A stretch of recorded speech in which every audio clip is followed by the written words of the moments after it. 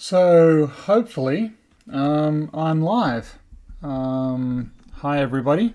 Good morning. I'm going to start off without Phil. Phil's running a little bit late this morning because he's got a tradesman coming over. And given the way tradesmen work, I'm not necessarily sure, or given the way practical problems often escalate, I'm not sure that Phil is necessarily going to be able to join us. So I thought that I would kick off. Can everybody in the chat hear me at this stage?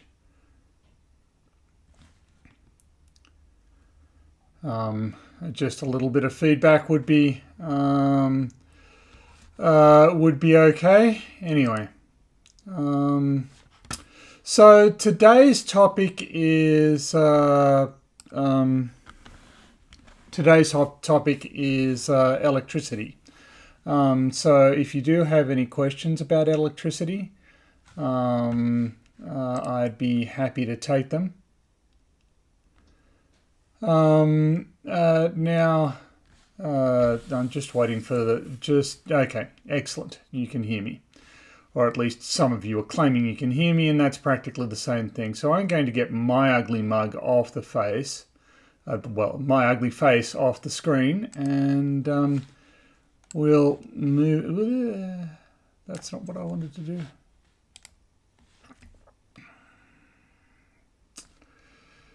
Yep, that's what I wanted to do. Okay.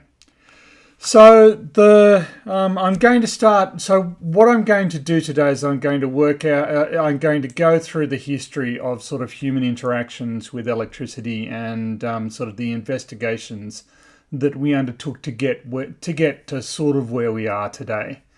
I'm going to start this by saying, so I'm not an electrical engineer, I'm not an electrician, and indeed I'm not a proper physicist. I'm a geophysicist with a mathematical background. So if I get anything wrong, everybody can yell and throw throw stuff at me, and I won't mind at all. The term electron, interestingly enough, comes from the Greek. Everybody probably knows that. Clive Wells has an outstanding electricity question, but we'll address that later. And the word means of or having to do with amber, and the reason for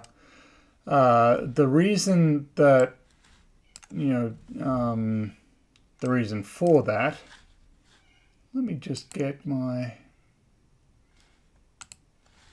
now you're deciding to, idiot program. Okay. All right. So the reason that the Greeks associated electricity with amber was through a simple observation. If you rub amber against cat fur, to pick a random example, it will acquire a static charge, and it will be able to lift light objects. And if you've ever seen a cat play around with a polystyrene box, they find polystyrene absolutely irresistible. And polystyrene seems to like them just as much. It's quite funny to watch. This was first written down, or the first record we have of this was from Thales of Miletus, who described this phenomenon, and he argued that perhaps the cat fur is making the amber magnetic. And it's not completely unrelated. Electricity and magnetism, as we're going to see, they're intimately related, but that's not what's going on. That little diagram in the bottom right shows that how we understand it now, there's an exchange of electrical charge. The amber becomes positively the fabric becomes positively charged and the amber becomes negatively charged. So At about the, and this was sort of well known, everybody could do tricks with, and you probably did tricks in school with glass rods and silk cloths or ebony rods and woolen cloths, and you were able to lift things and do various stuff. Moving into sort of the Age of Enlightenment, people decided, wouldn't it be great if we could reliably produce large quantities of this electricity stuff? I mean, they had encountered electricity in the wild as well. They knew about electric eels. The ancient Greeks knew about electric eels, and that they could give you quite a substantial electrical shock. They just didn't know how it was being done. And so anyway, this is a diagram of what's called a friction machine. And it's an elaborate machine where the guy on the left turns the handle and it rotates a glass ball or a ball of some other material.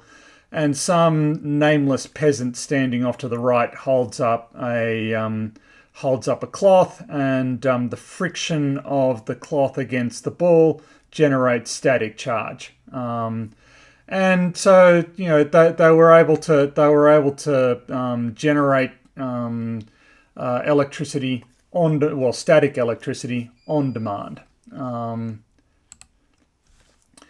And technology improved, and the nameless peasant was replaced by an attractive but underpaid woman. And they developed a mechanism for transporting the static electricity. It was generated at the glass ball. It went up into an iron rod. And the rod was suspended from silk ropes, as shown in this diagram, to make sure that it wasn't grounded, that it didn't lose its charge. And then at the other end of the iron rod, a chain descended into a Leyden jar, which is a glass jar with some sort of liquid in it. And the static charge accumulated in that, and actually they could store very significant voltages in Leyden jars. Tens of thousands of volts could be stored in these, so they were able to create quite significant potential differences in these Leyden jars, and they were able to start making some experiments. And this is when things became interesting. So we understand it now. There's one object that has a positive charge, and there's another object that has a negative charge. The difference between them is called the electrical potential. The people we're talking about were able to generate these jars. They were able to generate these these static electrical storage devices. But one day, somebody noticed as he was setting up for class, he had a compass that was next to his apparatus. And then when he connected up the wires, so he connected the positive to the negative, and this will allow a flow of charge, and this flow of charge is how we do things like charge light bulbs. As soon as he turned it on, the compass deflected. And as soon as he turned it off again, it returned to its original position. And so he found that quite interesting, because it wasn't well understood that electricity had any relationship to magnetism. And this was sort of the first inkling that people had that the two phenomena might impact one another. Once you're able to generate a large enough potential field, you don't need a wire. The charge will dissipate from one side to the other, from the negatively charged source to the positively charged source, without any wire. And as time went along, humans were able to generate significant potential differences. and they saw that this was happening. They could actually see the glow, and they invented what were called vacuum tubes to facilitate study of these flows and notice. Now, anybody who's seen lightning strike, or who's been subject to a static electric shock over a small distance will understand exactly that you don't actually need wires. And once they were able to do this, then the fun really began to start. Because it turned out that if you introduced a strong magnetic field, you could deflect that radiation. So that radiation is not only does electricity affect magnetism, magnets affect electricity. So they each affect the other one. We can observe it. And people were saying, okay, right, I'm just getting a message from Phil. So I will try and call him in.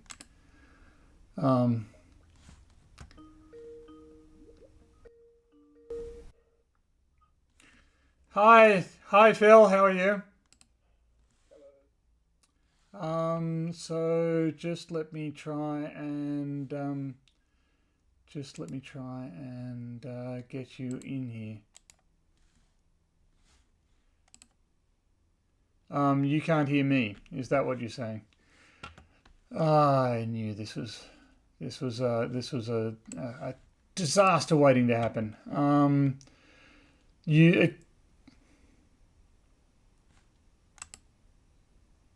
Can you hear me now? Okay, you're coming through very, very faintly. Just a little, turn up a little bit more.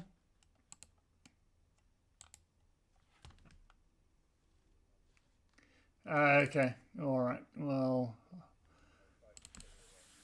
all right. That's all right. It should be okay. You sound a lot better anyway.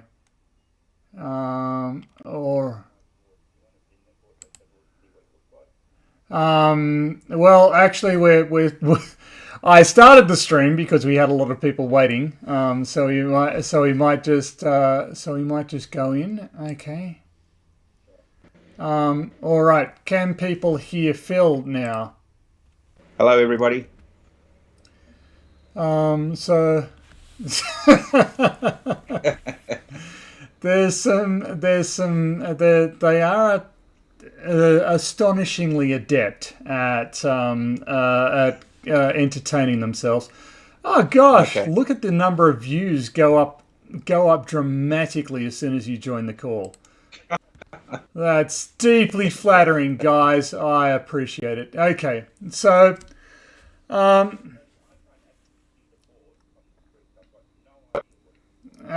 so let me get rid of. Yep. Okay. Right. So can you? So are you watching the stream at the moment? Because that's the screen. Okay. No, That's the screen that I matters. think Yes, it did. But you've got your background on. Yep.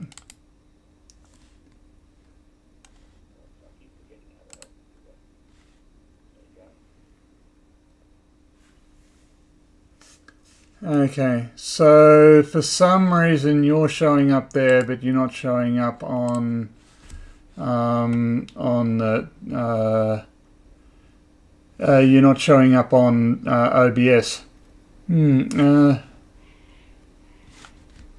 Okay, yes, I can see the board too. But I'm not sure why OBS is being a bit of a dick. If I'm being honest. Okay. Okay. Yeah.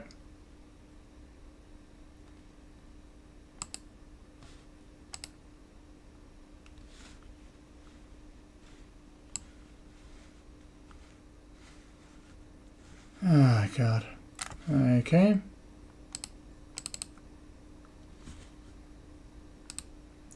Oh, okay. So, no, that oughtn't be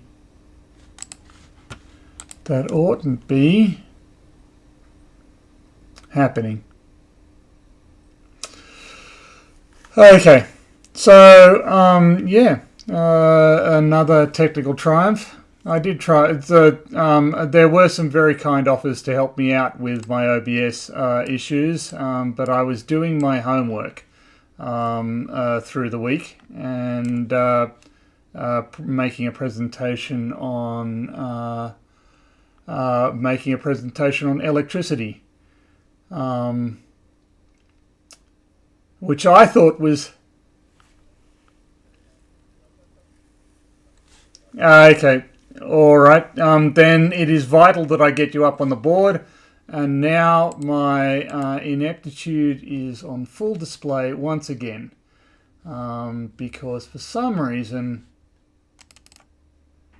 this is not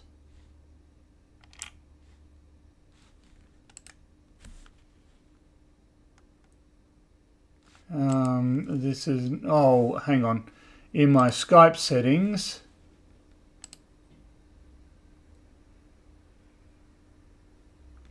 Turn off incoming video, audio in Skype. Is it? Yep, I can't see you either. Oh, come on.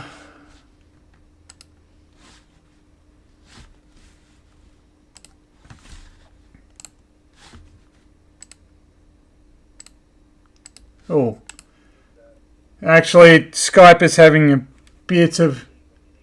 Yes, well, he had an invitation. He just elected not to reply. Oh, oh. So Skype is having a bit of an embolism, actually. I may need to shut down Skype, provided I can. Okay, I'm going to force quit Skype and restart it.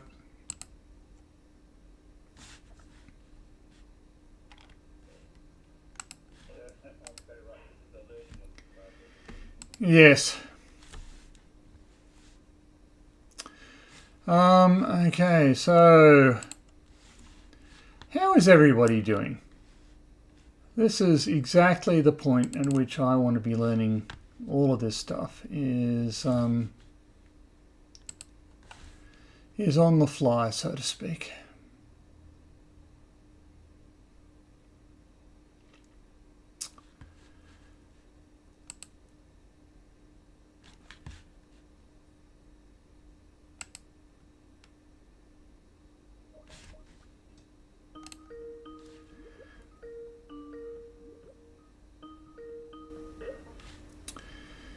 Okay, so I have restarted Skype.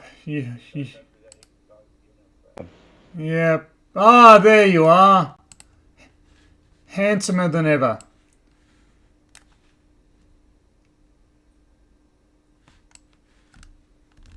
And but OBS doesn't like you. So OBS has an image of you, but OBS doesn't really like you because you're frozen.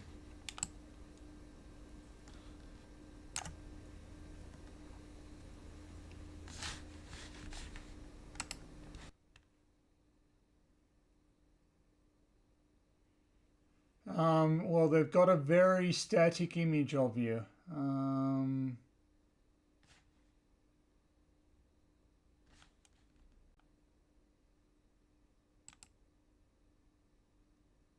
Again, you've gone very faint as far as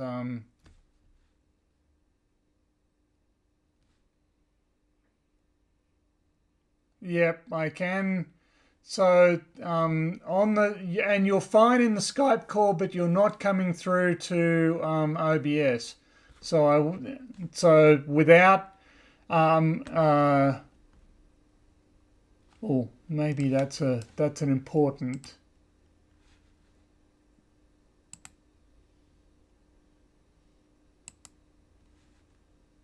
button.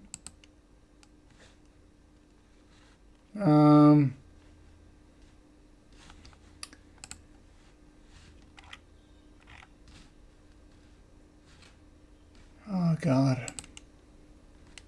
There we go. Settings, Skype name, blah blah blah blah blah blah. How do I direct the Skype call into OBS? Somebody remind me. Somebody in the chat.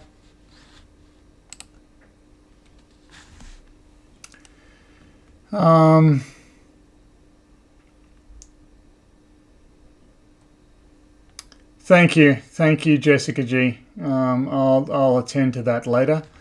Thank you, Bacon Earth. I was just explaining that you very kindly offered to help me out with my tech issues, but I was busy making a presentation.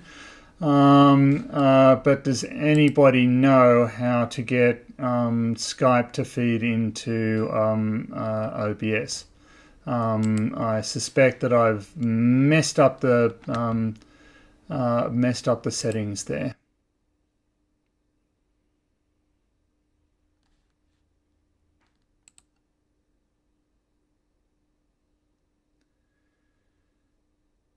Well, Hangouts used to be a Google thing, but that's I think they've stopped doing it.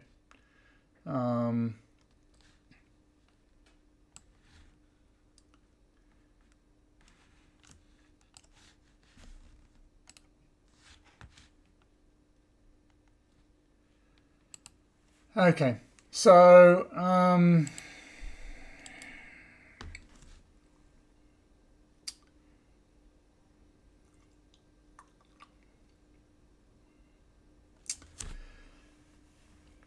yeah. All right. So yeah, I'm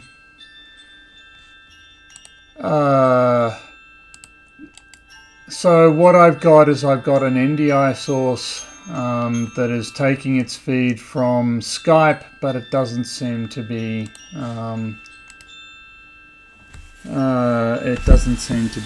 working. Just give me a moment.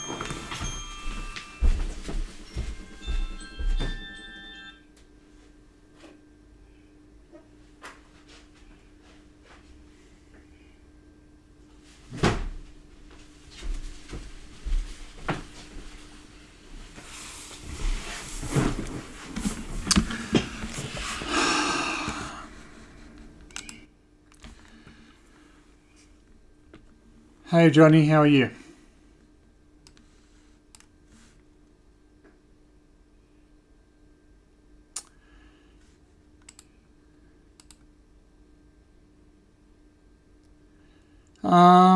Yeah, so now again, Skype is not responding,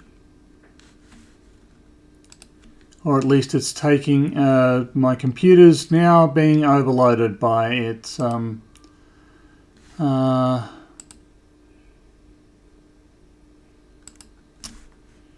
by being asked to do so many things. Johnny, I cannot hear you at all.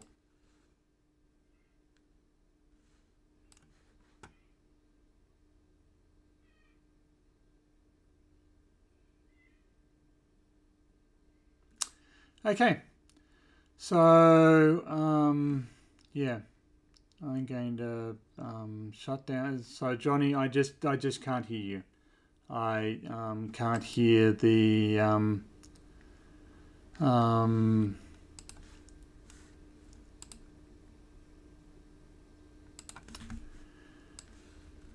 okay.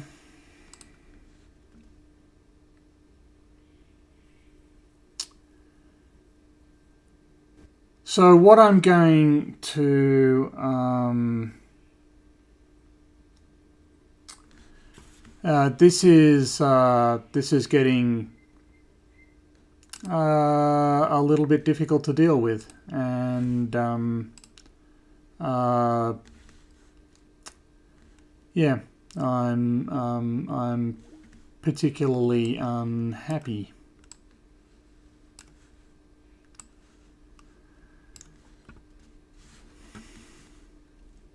Okay, Phil has dropped from the call, or Skype has decided to have an embolism. Who can really tell the difference?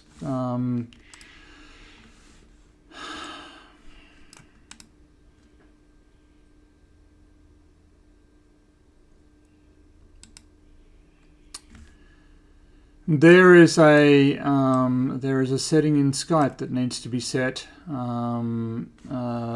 for NDI to take the feed from Skype, and I've forgotten what that setting is, and there are about a million things that need to be sorted out.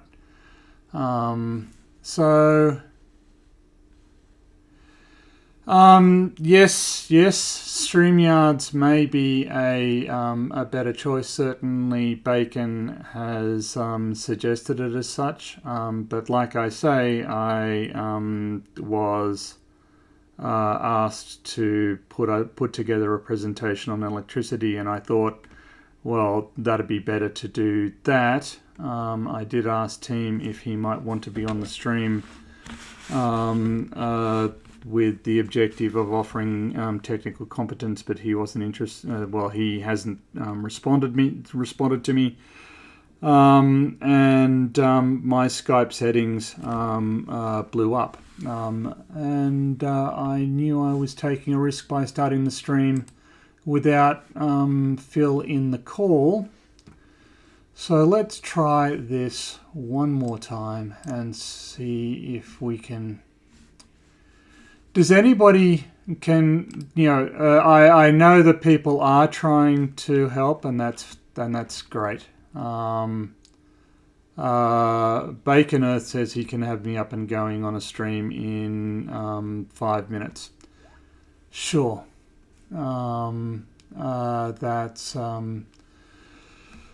Sure, Bacon. That would be great.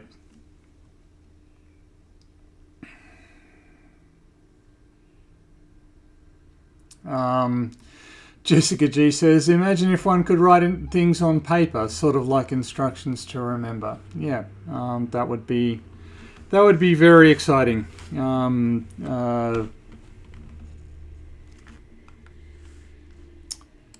Okay, so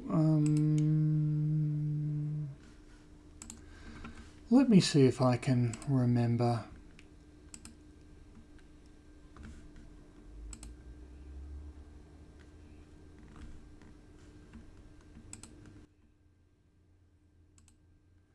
It has to be in general.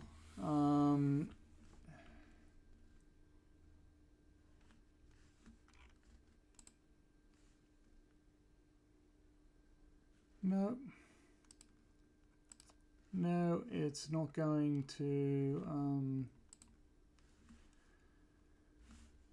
Anyway, yes. Dear, oh dear, because I am a triumph.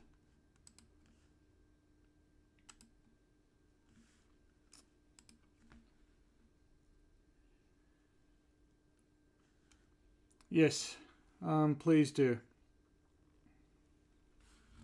Scott Overtanner, you can look up my nose when you get back.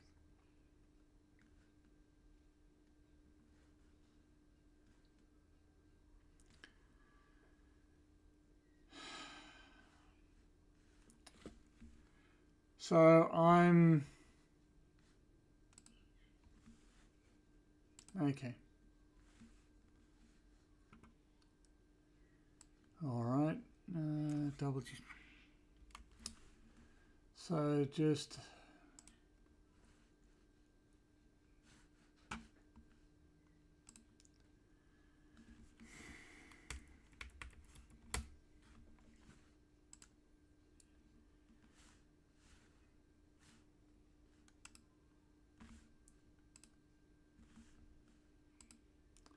So, yeah. All right. So it's asking for, so, yep. I'm in communications with Bacon to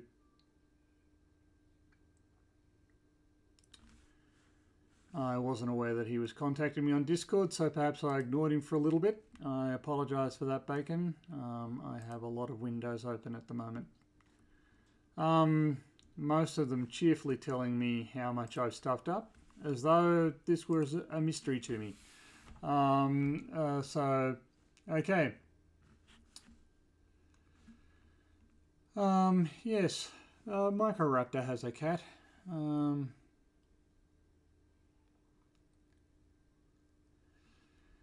Okay.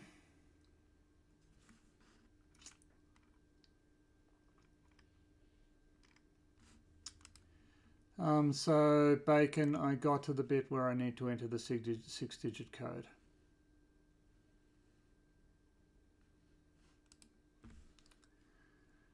That is not a 6-digit code. That is a 5-digit code. Okay.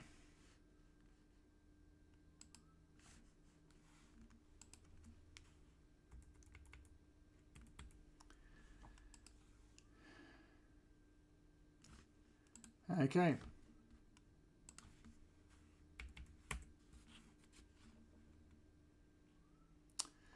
So we have something.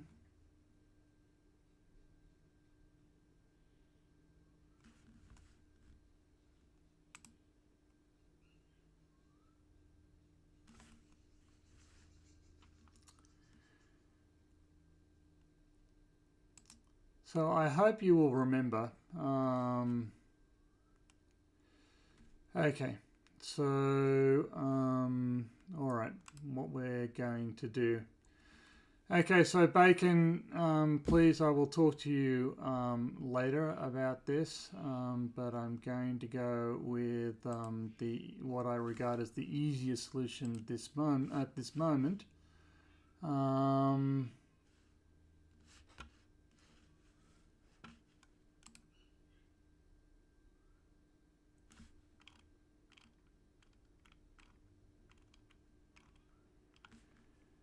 Provided I can work out how to get to the screen, the stream key.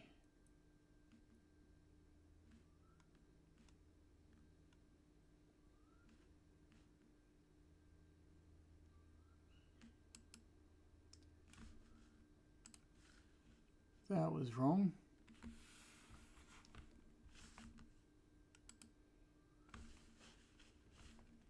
That was wrong.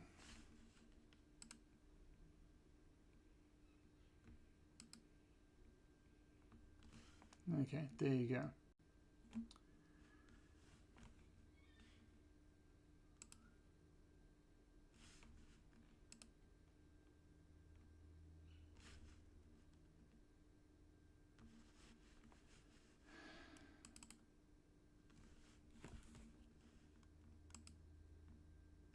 Okay.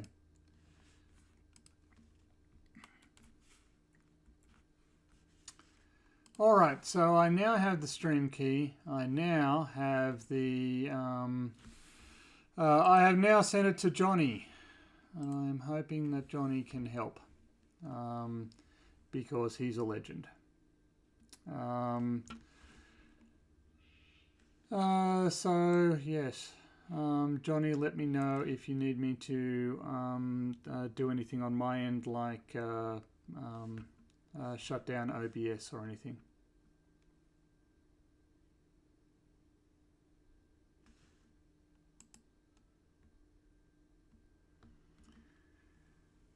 Okay, it says that I need a password. Okay.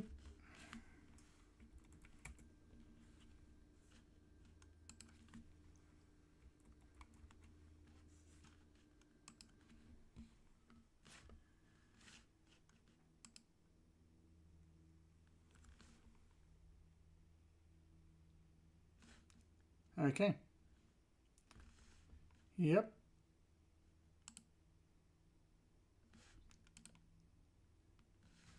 right. So, Phil, I'm going to send you something via Skype. It's a text message. Well, actually, no, I'll send it via Discord.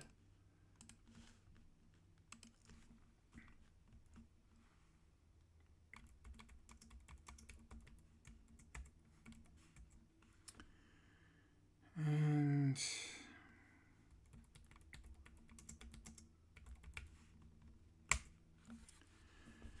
okay.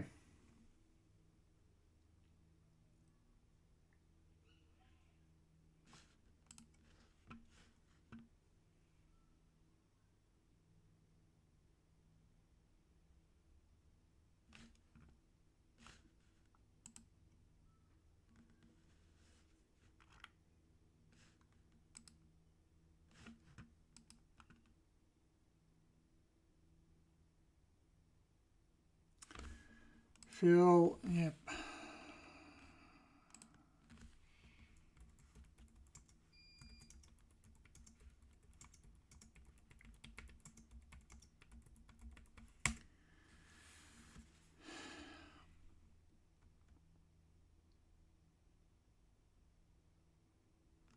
Okay, so I'm sitting here looking at myself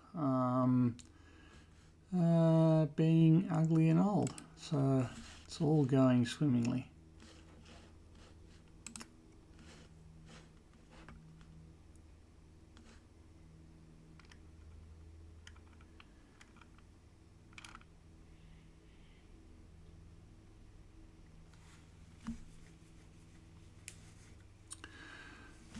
Yes, so indeed.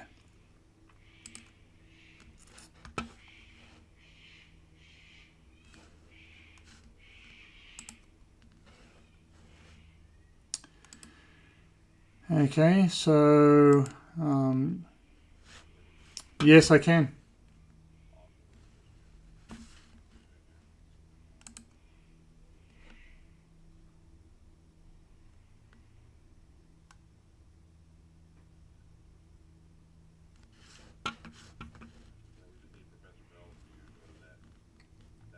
I have sent him that link, and I have told him that the password is Tony, and then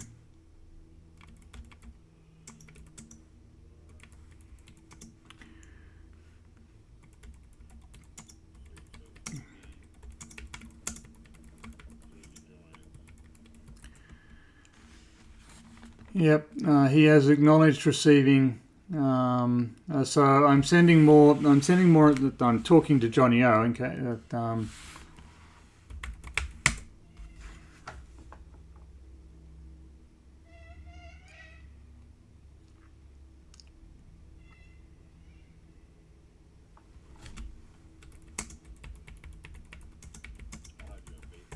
Yep.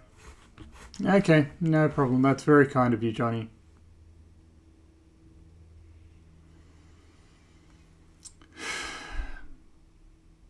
You know, I spent hours and hours working on my presentation for today. I know it looked crappy. I know it was not very interesting, but I worked at it for a long time. So yeah, I just want people to know that the presentation that you aren't seeing, and that will probably never be viewed by another human being ever in the history of everything. I worked hard at. So just to let you know why I put learning how to use graphics packages on the back burner.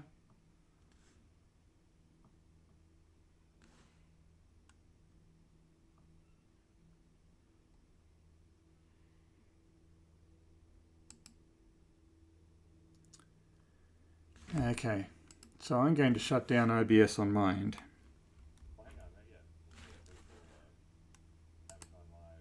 Okay. Okay.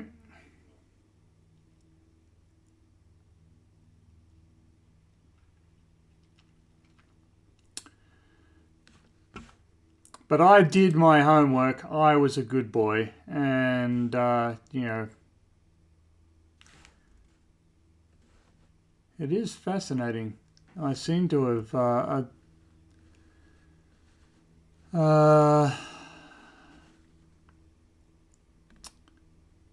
I'm not getting any stream feedback at all. As far as I can tell, I've got 0 concurrent viewers. No, I did stop the stream, but I went into the edit stream window to get the stream key, and on my return there was no data about users, chats, or any of the interesting things. There you are. Now I have it.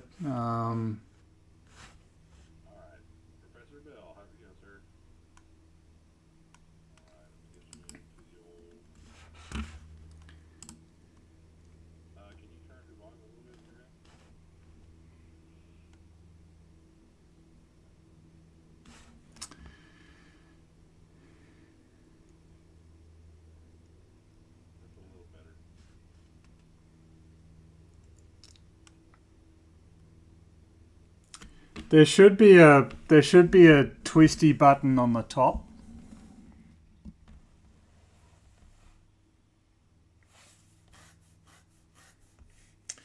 So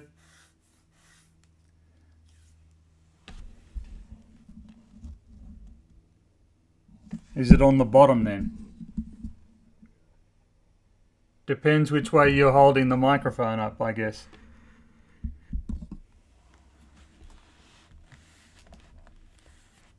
Is Doctor Doctor Who just said I am a free man.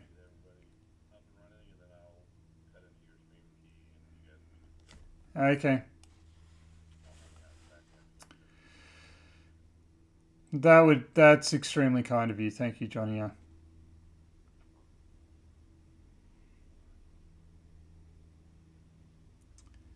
So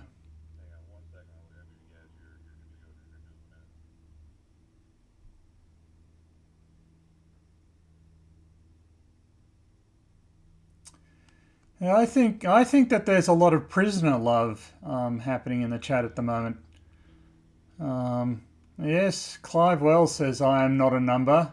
Doctor Who says I'm a free man. Yes.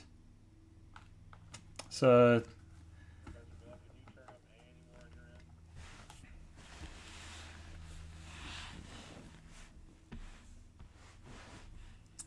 yes. Yes, Clive Wells, I know. It's a quote from The Prisoner. I'm not a number, I am a free man. I will not be pushed, stamped, filed, indexed, briefed, debriefed, or numbered.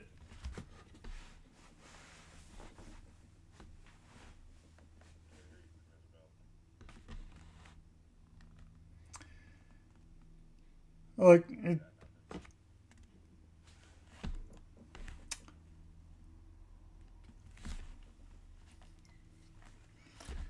the thing is, for all of the people in the audience, I have now set up my machine so that it displays to my television screen. But in order to read stuff on it, I have to tilt my head backwards to see through my bifocals. And as soon as I do that, everybody gets a glorious view up my nostrils, and I'm very proud of my nostrils. They're very large, capacious. I tend to them daily, so I see no reason why I should be nostril shamed by the chat.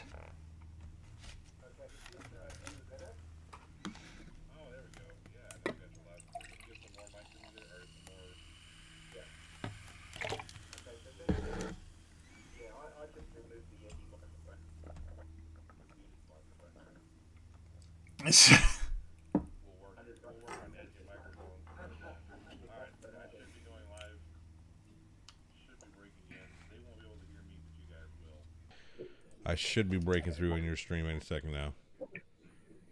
Okay. All right. Well, as soon as it happens, I will shut down OBS on my end. And uh, Mute Donkey says maybe different glasses or camera position. But then you wouldn't get to see my nostrils. What would be the point of all of that mucking around? All right, you guys should be good to go. Okay, so Phil, Yes. you have something to say. Okay. So yes, I just wanted to go through this on the board because I found this little bit of tasty information probably won't be appreciated by flirfs, but for a number of levels. But I just thought that other people might be interested in seeing this. And I have aged somewhat in the last half an hour or so where doing this. Oh, you've aged, have you? Yeah. Okay. So well, yes, because time is real. Time actually happens for everybody. Yeah. There was this raging debate on Ranty and other places where the flat Earth community have decided that time is not real. Yeah. Yeah, we made it all up. We made it all up this time. Okay, Yeah. so well, the thing is that I've got a secret. Actually, it's not really a secret. We've known it for about nearly 100 years, or more than 100 years. How to make yourself younger? Actually, not how to not age as fast. Yep. Okay, so how much less? So here we go. How much less will an astronaut age compared to her friend on Earth if she spends a year on the ISS? Okay, so there's the secret. Jump on the ISS. Yep. Now, let's have a look and see why that is. Why is it that if the astronaut stays on the ISS for a year, she's going to be younger. She's not going to age as fast as someone who just stays here on Earth. And there's lots of implications for that because if you go off to the moon, that you get worse. Okay, it gets worse, so you'll age quicker. If you go off to other places where you're moving faster, you'll actually stay younger. Okay, so let's see how this works. So this particular formula over here looks it's rather sexy. but of course you might not appreciate it. For a physicist, it is rather sexy. And basically this is telling us what this here is the time on Earth, and this here is the time for the astronaut. Okay, and if you have a look across here, V is the speed of the ISS, and C is obviously the speed of light. Now this symbol here, gamma. So what we're going to just to make this easier to understand, if that's possible now, is we're going to reduce this here to just this gamma, this symbol over here, which is this this formula over here. So 1 over the square root of 1 minus the square of the velocity divided by the square of the speed of time. Yep. So we're going to reduce this to this, okay? Yep. So now that we've got this, so we're just using this as one symbol. So when we talk about gamma, we're talking about all of this. So this, in other words, okay? Yep. So just makes our calculations a bit easier later on. Okay, so now here is the fundamental formula. This is it. This is time dilation. So the time for the astronaut is equal to the time for the Earth times gamma. Gamma being this thing over here. Okay. Yep. So I got the trusty calculator out. Everyone's seen one of these. I've had it for many years. Okay. All right. So I got that thing out, and basically 1 over this plugged in 7.7 by 10 to the 3, which is the speed of the spaceship of the ISS. So 7.7 by 10 to the 3 meters per second. Yep. kilometers per second, actually. And then here we've got 3.0 by 10 to the 8. So, so this will be, both of these will be reduced to meters. And as a result of that, we get 1 over 0.999972, which is 1.000014. So here is the factor that we're going to be using for gamma. So if we apply this for gamma, so we'll now have a look at the amount of days. So we've got this astronaut spending 365.2 days, 0.25 days. So 365.25 times this factor, this gamma, is going to give us 365.245 days. So basically the difference is the delta T is about 0.005. So if let's have a look at 1 day is 23.93 hours, which is 1435.8 minutes. And therefore, if we find 0.005 out of 14.35 minutes, we find that you save a colossal 7.2 minutes. Yes, this is also demonstrable, right? You can take a very precise timekeeping device like a nuclear clock, and you only need to elevate it a couple of stories before the two clocks start diverging.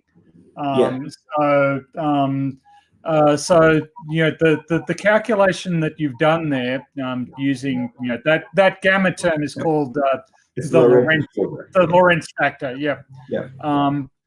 And which interestingly wasn't invented by Lorentz, but but that's a different story. So we can instrumentally demonstrate the time dilation.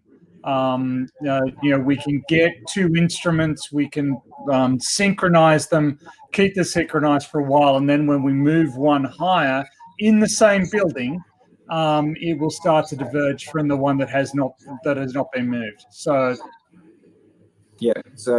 So the reason for thinking about this is to think about what it would take to synchronize, for instance, GPS. Okay, so we think about, we're always having this argument with the Flurfs about time and about GPS and all that. They have something on the ground. Yep. In fact, the work here that was done by Einstein is really terrific, because what it means is that we can actually have things like GPS, which is and keep those clocks synchronized, because otherwise this whole thing could never work. Yep. Okay, for this reason. Yep. All right. Okay. Well, I thought that might be interesting. So Tony, are you going to kick this off into electricity, or do you want me to do that? Well, I had put a presentation together. Okay. You go ahead. But now I'm not so sure that I can display it. All right. Well, see how you go if you like, and in the meantime, okay. Draw it down and okay, Johnny, and get ready. Okay. So I need to ask Johnny about sharing a window. Do you have the option to share on your end, Tony?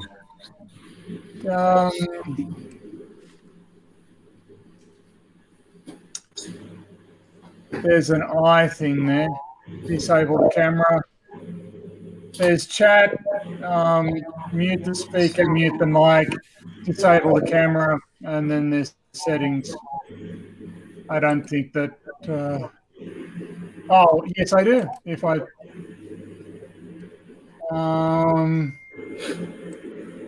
Okay. Okay. All right. So, right. That's all right. So I'm just going to rewind a little bit. we work through the word electron comes from amber. I'm hearing an echo of myself. Is that something that we can? Let's see if I can help you out with that.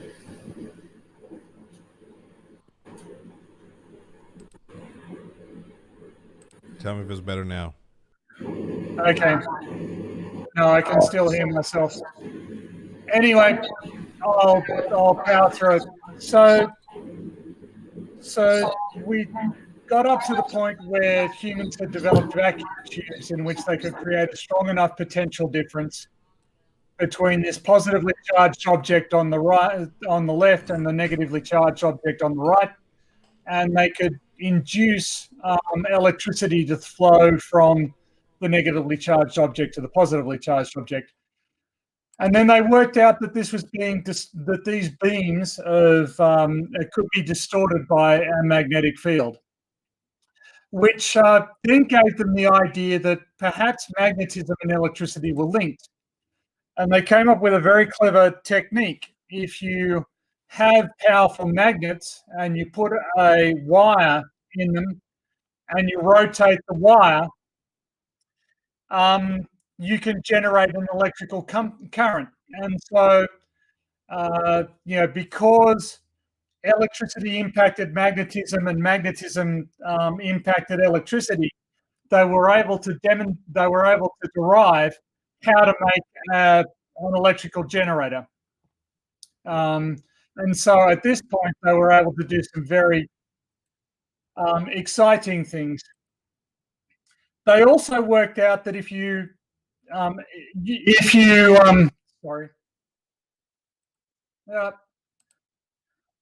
put a very thin sheet of gold in the middle,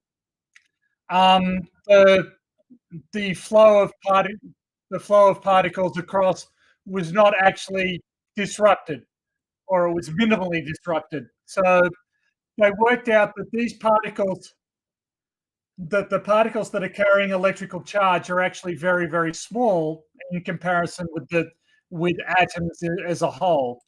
And that led us to our current understanding of how the atom works. This is a visualization. Obviously, we can't visually image individual atoms, but we've got a large nucleus and it's surrounded by electrons.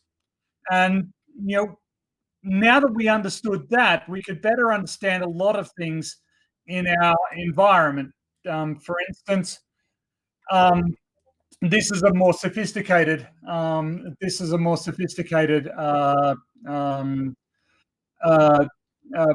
of how an atom is structured. In the middle is the nucleus, which contains positively charged protons, which are quite large, and neutrally charged neutrons, which don't have any charge. That's why they're neutral. And they're surrounded by clouds, probability clouds of electrons. And the inner cloud is this spherical one. That's the S cloud. And the second layer of clouds are called the P clouds, and they take these sort of egg-shaped, dumbbell-shaped options. And there are three orientations. I've only shown two here. But what people understood, knowing this, is that the reactivity of elements is determined by the number of electrons in their outer shell, in this outermost shell. We see here on the left is oxygen and on the right is beryllium. Oxygen in its outermost shell has 6 electrons. But it's got a maximum of 8 there. Beryllium has 2 in it, 2 electrons out of 8. Now, both beryllium and oxygen would like to have full outer shells. Beryllium can get there most easily by giving away those 2 electrons. It'd rather get rid of those electrons, and oxygen would rather take electrons from other atoms. And so this is the basis behind chemical reactivity, is atoms wanting to exchange electrons with other atoms. And this led, this is related to the concept of how batteries work. So you've got chemical potential energy on either side of this barrier here. And as soon as you connect the circuit with a wire up the top, suddenly electrons can flow. There's a source of electrons, and the reactions on both sides of that membrane can proceed. So the zinc wants to go into solution, the copper wants to come out of solution, and that and the electron flow allows that to happen. So that's how we got to where batteries are. So if we've got two charged particles, we're going to focus on the positively charged particle, the blue particle with charge Q1. It has a force field around it, an electrical field around it that is more intense near the well, it's got an electrical potential field around it that is more intense near the charge, and it gets weaker the further you move away. And the effect that I'm so used to talking about gravitational potential. The effect of that electrical potential on other charges is very similar to gravitational potential. It works on an inverse square law. So the force that the charge on the right exerts on the charge on the left is just a multiple of the charges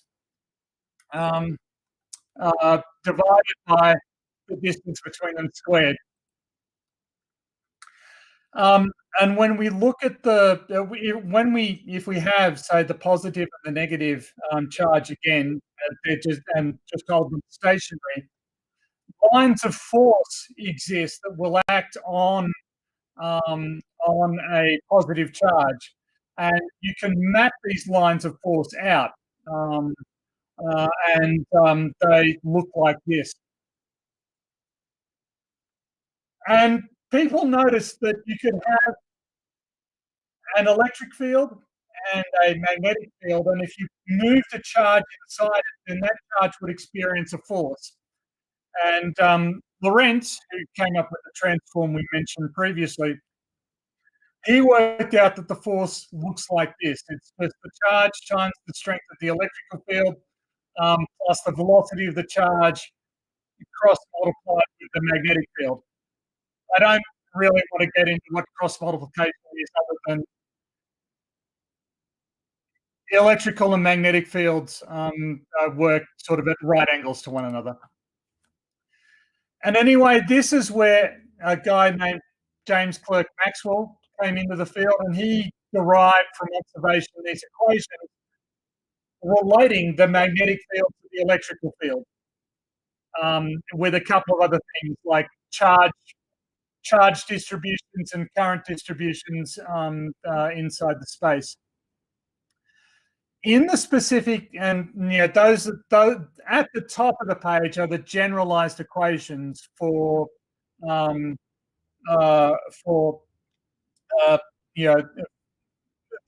applies everywhere. But in the specific case where there is no real charge density and there is no current density, the equations simplify to those forms at the bottom of the page. And they look quite complicated, but actually mathematicians will recognize these as basic wave equations. And these are the equations that describe the propagation of electromagnetic waves. And that C term, remember Phil Bell was talking about C, the speed of light. That C term comes from the relationship from the values of U naught and epsilon naught, the permeability and permittivity of free space. So the numerical values for those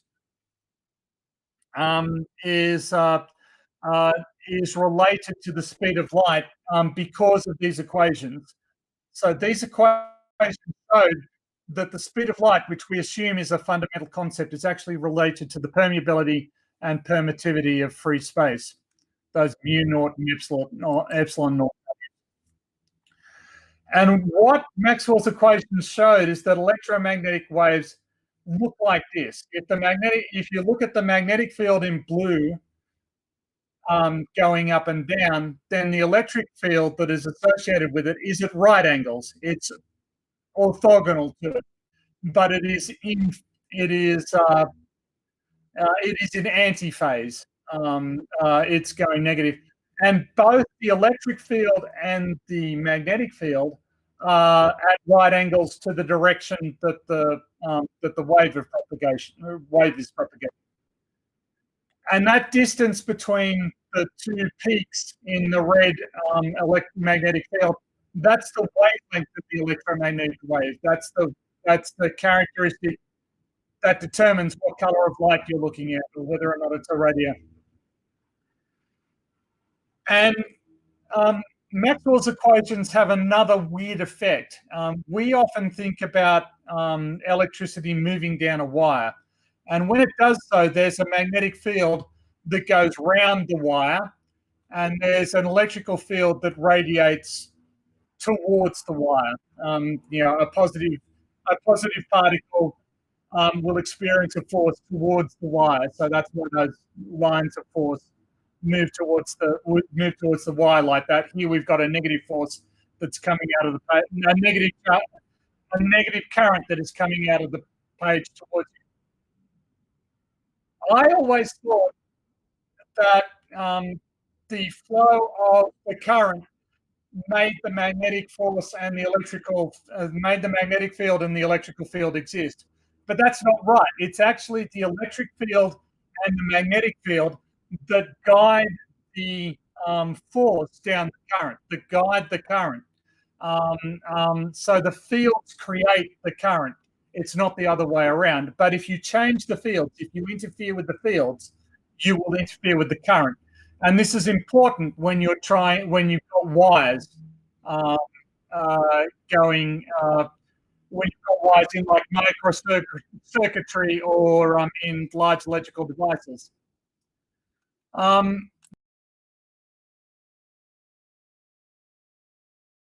Questions that we haven't answered is, why does amber attract a charge, acquire a charge when you rub it with cat fur? And the answer is flexoelectricity. Basically, when you rub amber, or you rub a glass or anything like that, you are distorting a crystal matrix. And when you distort the matrix, you bend the boundaries, and that allows electrons to move and be captured inside the boundary, which is why, and so if you have something that's really, really flexible, that moves around a lot, that bounces up and down all the time, like cat fur, then it acquires in that process a natural charge. And that's why cats turn out to attract polystyrene in the way that they so hilariously do. Anyway, that's my presentation. I hope that it was at least moderately interesting. I haven't been watching the channel, so I don't know. Am I back up now? That's right. Phil, Live Wells makes an important point here. A steady current does not generate an electric field. The current needs to be changing, right? I overlooked to mention that. That's fine. So what I want to do. Okay. I'm not sure that it will actually, but am I back on the stream? Yeah, you are. Okay, so if you can see the board, so what we'll do is I'll that was really great, Tony. I'm just going to summarize this for the peanuts, as it were. Yeah. Okay. All right. So there's a couple of things that we need to know. And I'm just going to summarize what you said, which you know, obviously you said it adequately, but I'll just summarize it. Now, so what you said basically was that that if we consider, let's take electricity right from the beginning, right? So what you said was that this existed in the electrons. So we're talking about electrons that surround the an atom, all right, that surround a bunch of protons. And the thing about these electrons is that they have a propensity to want to become more stable than they are. Yep. And by doing that, what that means is that their shells, they want to try and get to the most stable shell that's possible. Yep. Okay, so for instance, an atom like fluorine is desperately trying to become an atom of neon. Yes. Okay, it's desperately trying to become an atom of neon. It wants to look like neon does. All of them try to look like neon. Neon is the happiest. Okay, neon, argon, xenon, even helium. These are all happy atoms.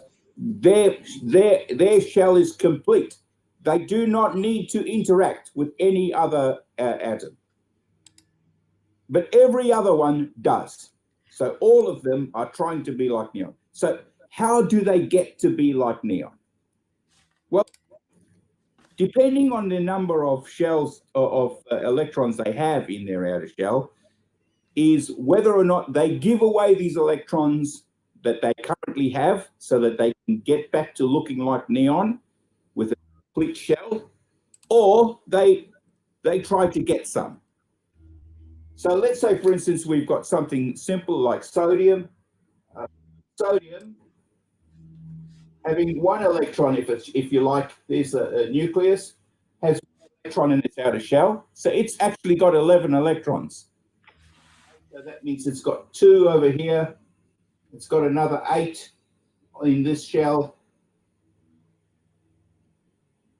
And then it's got one electron all by itself, like this, sort of occupying about 90% of the time in the outer the outer rim of this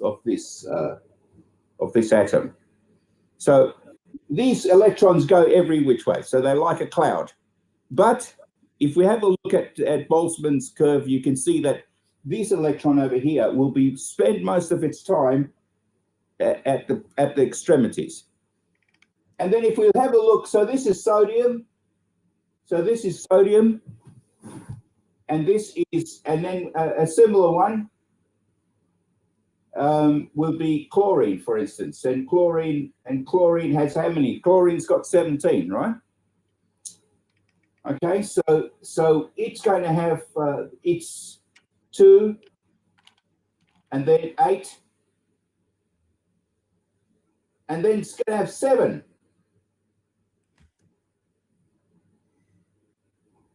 And if we have a look at, and this is chlorine, and if we have a look at neon, looks just like both of those, except it's got 2, right? And then it's got, and then this outer ring here has got complete, it's got all 8. So it's complete. So what's going to happen is sodium's got this 1. Well, what's the best way for sodium to look like this? It's to give away this electron. And it just happens if sodium is anywhere in the vicinity of chlorine, if I were to get a lump of sodium, which is a very soft metal, by the way, you can't just keep it in the air. You've got to keep it in oil. Otherwise it'll deteriorate. It'll oxidize very quickly. So if you grab this little bit of sodium, it's one thing. You'll notice that it'll oxidize immediately in the air. In water, it'll freak out. And but you can imagine what it'll do if you put it in with some chlorine. Now, there will be a major freak out. Okay, so for instance, if you take a lump of steel and put it in, say wool, steel wool, you know, that you wash stuff with. If you take a lump of steel wool and just put it into a beaker with chlorine in it, it will spontaneously ignite. Okay, that is how volatile this reaction is. And but what will happen is that exactly the same thing will happen with sodium and chlorine. It'll explode. It is so volatile. It will create an immense explosion. So don't try it at home, okay? Not that you would be able to get much of these things easy. All right, so we've got sodium, chlorine. So what's going to happen is the sodium's going to give away this electron. Now, the thing about electricity and what we use, I've got my heater on over there, is simple. While this is going from here to here, how do I grab it? I want this electron to work its way through my heater or my electric light bulb or whatever else I want to. What I'm doing essentially is I'm grabbing this electron on its way. And this is essentially how to think about electricity. How can I make this thing, which I know is going to move from here to here, how can I make it work for us? Okay, so in a nutshell, that's electricity. Now, there's other things that we can discuss. So over here, I've put the fields that Tony was discussing, so I'll just summarize that, positive and negative fields. So as a rule, so we've got to come up with a bunch of rules. A model, for instance, okay? And in this model, we describe how are we going to discuss this so that we're always on the same page. You know, if we're going to discuss electric fields or if we're going to discuss point charges, how are we going to discuss them? So we have we put the language together in terms of these diagrams, and we say, well, we see that in general, things want to go into the field direction. For a negative charge goes into it, and for a positive charge, it seems to come out of it. Okay, and that's essentially the difference between those two. Now, the other word that you hear a lot in electricity is called current. Okay, and Tony mentioned that quite a few times. What current? Okay, well, there is a formula for current, and if we have a look at this formula, it'll give us a pretty good idea what current is. So current, which we use I, okay, is equal to the charge over the time. Now that is extremely interesting because that points right back to this thing that I've told you over here. This current, the amount of current over the amount of time. So current is how many charges, any of these things hop from here to here that you can grab in a second. Now you have an amp. Okay, so how many can you grab of these in a second? So let's have a look at this. How much is a charge?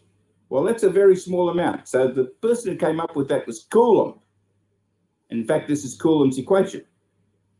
Okay, so if I recall, 1.6, what is it? I think it's 10 to the minus 19 Coulomb. The people in the chat can look that up and see if I'm right. I've tried to remember this at the top of my head. So normally I would have this lecture prepared and then I know this number. So 1.6 by 10 to the minus 19 Coulomb. That is one charge. That's of an electron. And the interesting thing is we can work out about how fast this is going to happen. Electrons are big enough to obey the laws, the classical laws of physics. Okay, for instance, P equals mv. Okay, so electron in terms of particles is quite a large thing. Okay, and even though it's large, we're talking about 3.1. I think it is by 10 to the minus 31. No, it's 9.1. 9.1 by 10 to the minus 31 kilograms. So we actually have the weight of one of these. Okay, 9.1 by 10 to the minus 31 kilograms. So we have the weight of it. We've got the mass of that. We can actually determine, and we can see what force we can get. We can actually determine its velocity. Now, here is something really interesting. Let me make some room on the board. Where's my rubber?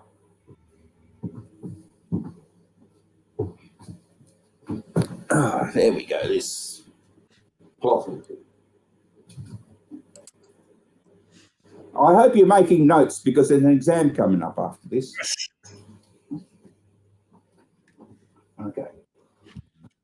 All right. So we've got I equals Q. It's actually little q on T. Okay.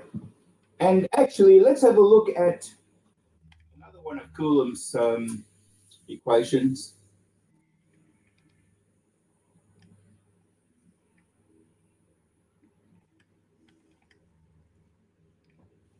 How interesting is that? Because we've seen this before.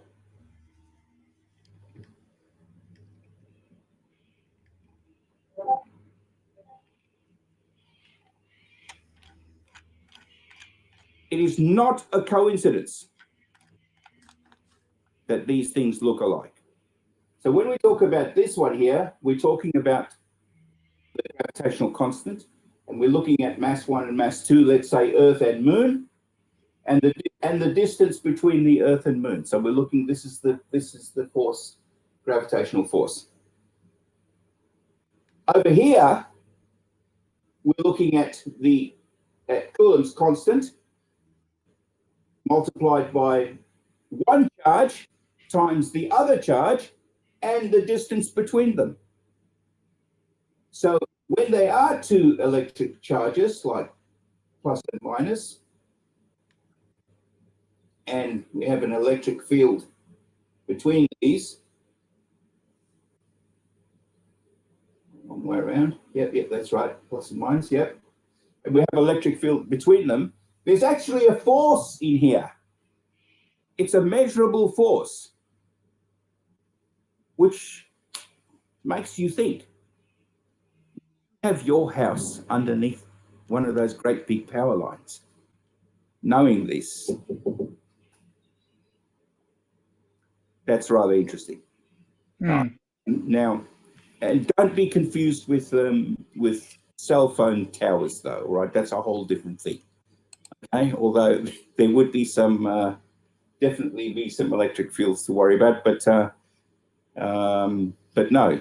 Say if you were actually directly underneath, and if you listened to Tony's lecture before, he did mention about the magnetic effects. That's because one of the things about electricity and magnetism, as Tony rightly said, they are intrinsically linked.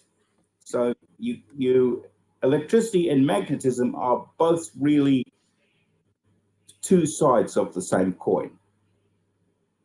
Okay, so an effect on one has an effect on the other. Now, let's have a look at what happened and how the hell did they work this out. Right. So you can see this interesting. There are many other instances, by the way, in nature where this light, for instance, is another one where this formula actually holds true. It's not an accident. We didn't pluck it out of our butts, as the flat Earth people would try to imagine. Okay, all right. Okay, I think we might. You got anything more to add for that before I go on to the next clip? Okay. No, well, I just I do yeah. It is that was actually what I wanted to focus on, was the interconnection, because electromagnetic forces are one of the fundamental forces, and the fact that they are intimately associated and intimately associated with the propagation of radiation and the speed of light, which governs so much of relativity. That was one of the ones one of the arcs that I wanted to draw, is that it is these properties of electromagnetism that play fundamentally into the speed of light and the relativistic formulas that determine the speed of light. Well, that rely on the speed of light. Yeah. Okay. Well, have a look at the board.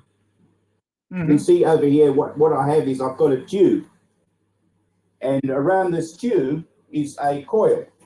So I'll show you a real one. Yep. Right there. Look. Have a look at this. So this is a lot of wire around this coil, right? Hundreds of meters of wire that's around this coil. Okay, there's a lot of wire around here, and this is just basically a tube. Have a look through it. Okay, no magic there. See, notice my hands will not leave. And we've actually got two connectors. How's that? Is this really okay? Over here. So I can do stuff. I can make some experiments with this. I can throw some things down here and see what happens. Turns out that if I connect this to a reasonably powerful electric source, say 12 volts, 24 volts, something like that. Okay, over here. So this diagram depicts this thing. Okay. Okay, and I would measure that on something like this. Okay, so here we have our circuit.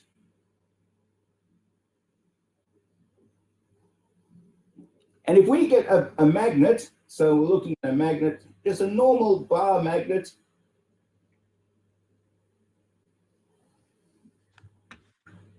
And we throw this magnet down this tube. That's kind of what Faraday did. Okay. Yeah. This magnet's not going to fit in this tube, but if you know what I mean.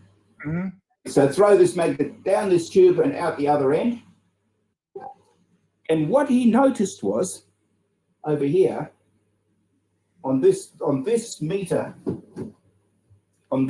just have a look at it. See this? Okay, it wasn't quite as sophisticated looking as this, but pretty much the same thing. I'll bring it up again. That needle moved. So as soon as this magnet went through this coil,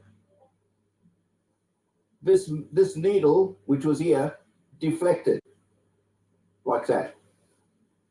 You can imagine the surprise of him and the people who saw this. Yep. Because all of a sudden, everybody who had half a brain realized there was money to be made. Yes. Out of this little bit of knowledge over here. Because all you had to figure out was, how could I get this to work my toaster? You could get an army of flirts to throw down this magnet, pick it up, throw it back down again. Actually, you could have half an army on this side of flirts throwing down the magnet, and another half of army on this side picking it up, and this mob throws the magnet to the other mob, so they can throw it back down again. How good would that be? And flirts, we get something useful to do. Yes. Okay. Well, that would be really handy. Now we would have continuous electricity. We can only get this once because we just threw it down once. Yeah. If we threw it back up again the other way, it would go again, except in the other direction. Now that's really interesting, that bit about it going in the other direction. Okay, and I'll get to that in a second. Okay, well, once that was figured out, the engineers came on and said, move over, you scientists.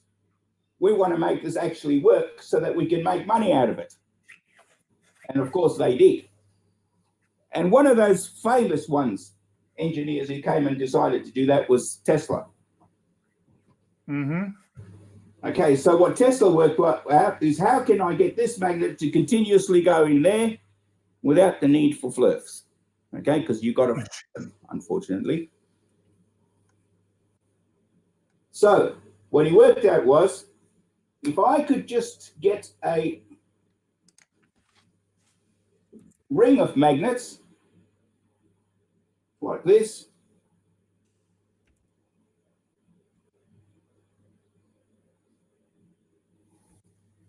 and if I could get that core right in the center here to move, I could do one of two things. I could move this ring on the outer edge, or I could move the core. It actually doesn't matter which one moves.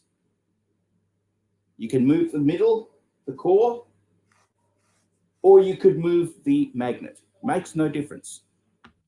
If you do move them, one against the other, it creates the current. And this, so now you can find some way to spin this. And of course we do these days, don't we? Yeah. A coal-fired power station or nuclear, whatever it is, we get steam to turn a turbine. Yep. This turbine turns against this coil and produces the electricity, just as I showed you how Faraday did that before. Exactly the same thing. Now, the thing about this is that in this case over here, we're only going in one direction, and we're going to end up having, let's have a look at how our graph would look.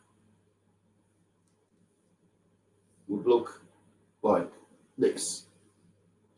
So starts off at naught, goes up to its maximum, comes back to naught, goes up to its maximum, and comes back to zero again. Now, Yep. this is how. So this is the last thing that I need to explain in electricity, and that is, of course, you would have heard by now, if you're an adult, that about alternating current. Okay, so you've got direct current, which is what I showed you before. For instance, your battery would have direct current, which is current just in one direction. Okay, if you want to think about that, it's just current that happens in one direction. Now, remember this thing about electromagnetism, okay? And so we're talking about electromagnetism, we're talking about the ability to create electricity with magnets, or vice versa. Okay, so something's got to move. Movement is key to this. So now we're talking about, flirts like to talk about, well, who needs gravity when you've got electromagnetism? Now that you know just this little bit that we've just done today, how on earth is that even a thing? What they say. Yep. First of all, they are adamant that the Earth is stationary. Well, that's a major problem, you see, because we've got to get this thing to move. So right there, what's moving? Okay, so now I've lost my train of thought. Where was I? Okay, we're going to. All right, so we've done Faraday. I would just like to step Sure. in here and say, so one of the things that you can do is reverse what you said. Yeah. So you can run a current through that spirally thing, which is called a solenoid, right? Yes. And you can exert a force on the object inside, right? If you and this is sort of you've shown the case for a magnet, but you can do it in such a way as to induce a magnetic with a simple piece of metal. You can induce a magnetic field in the metal and then accelerate that magnetic field. Exactly. And that's how there's a style of weapon that the US military are working on called rail guns Yep. that do exactly that. So they reverse the chain of reasoning that you just went through, where you're talking about the movement of a magnet causing electricity. They've gone the other way. They're using the electricity to move a piece of metal at really, really high speed using electromagnetic forces. Yeah, exactly. So now that you know that, like Tony said, now that you know that you can use electricity to create the magnet, you can turn it on, turn it off.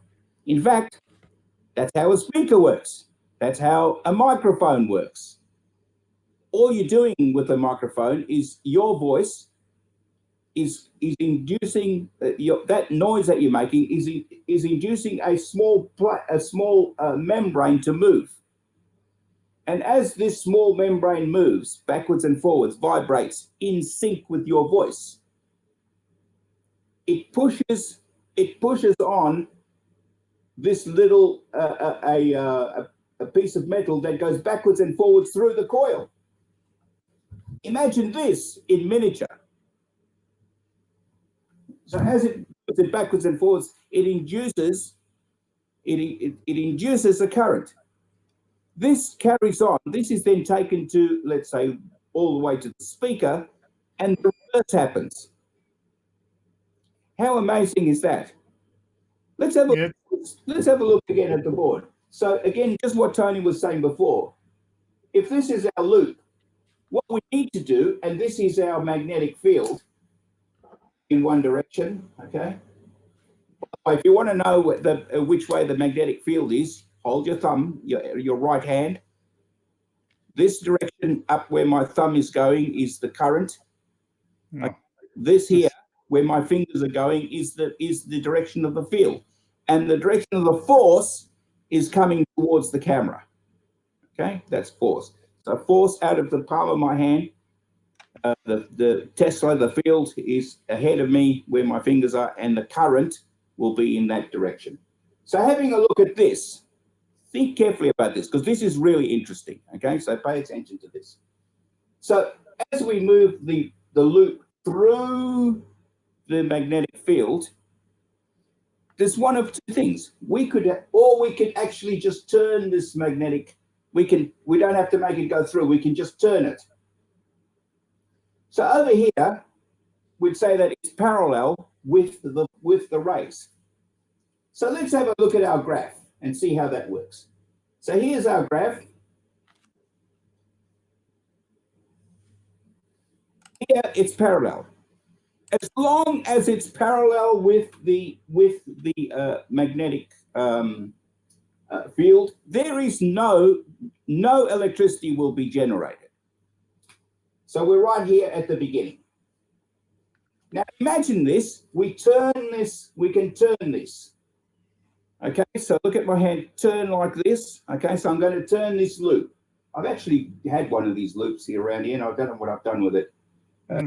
Demonstrate this. So turn this loop like this.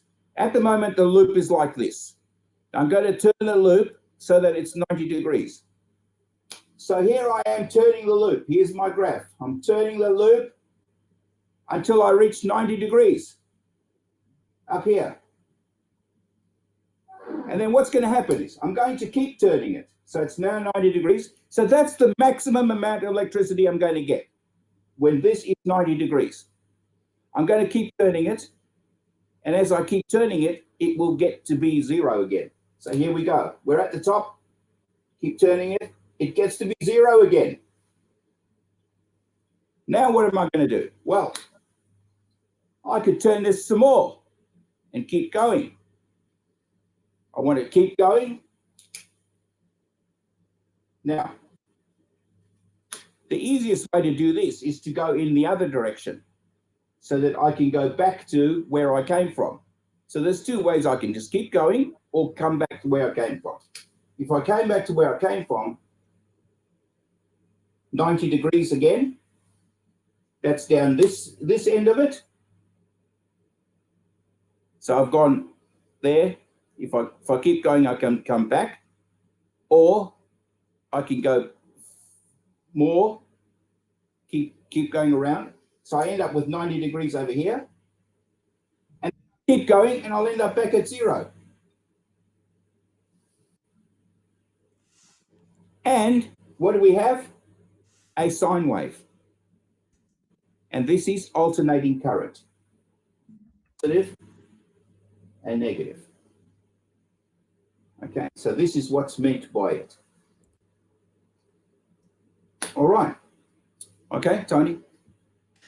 Yeah, and I showed the sort of I skipped over the electrical generator a little quickly, but that's exactly the mechanism by which it works. And it's one of the things, it's sort of you went through from a slightly different direction, but yeah, the same thing is true. So the first interaction between electrical circuits and magnets was actually discovered by accident when somebody set up an electrical wire next to a compass and noticed that the compass deflected. And that sort of suggested to people that they might want to start looking more at the relationship between these two. And as you say, sort of they are so intrinsic, and actually even the Greeks. So the Greeks were aware of you could pick things up with static electricity. Their explanation was that rubbing the cat fur against the amber made the amber magnetic.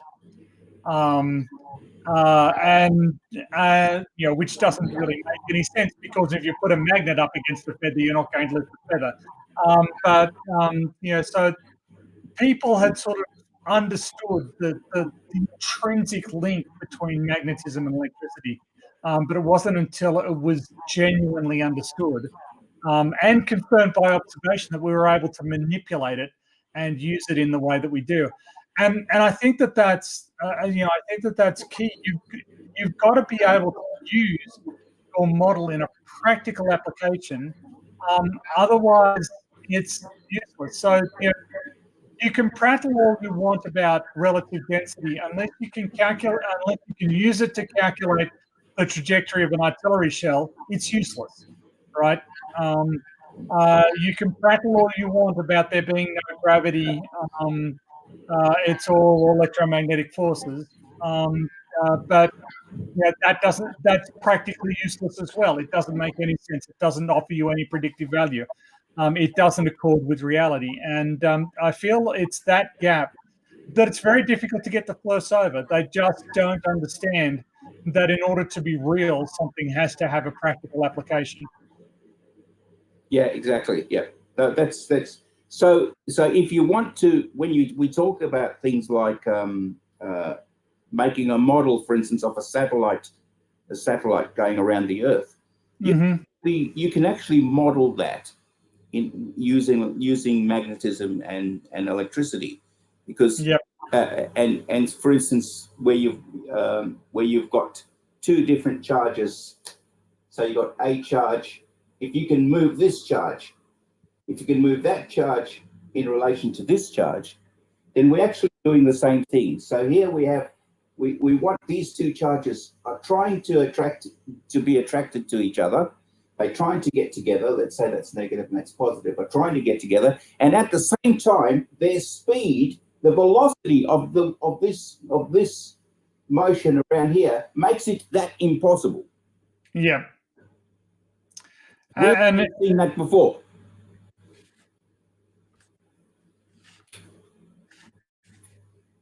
Yeah. Now, the other little thing I forgot to mention when we were looking at the sine wave, by the way, because I got a little bit annoyed the other day because when I was saying that time wasn't a thing. Yes. Do you know what this is? What that means? When we remember what I started off saying, that current is equal to charge over time. Yeah. This over here is voltage over time. I don't understand. Like, so they are using electricity. Electricity relies on,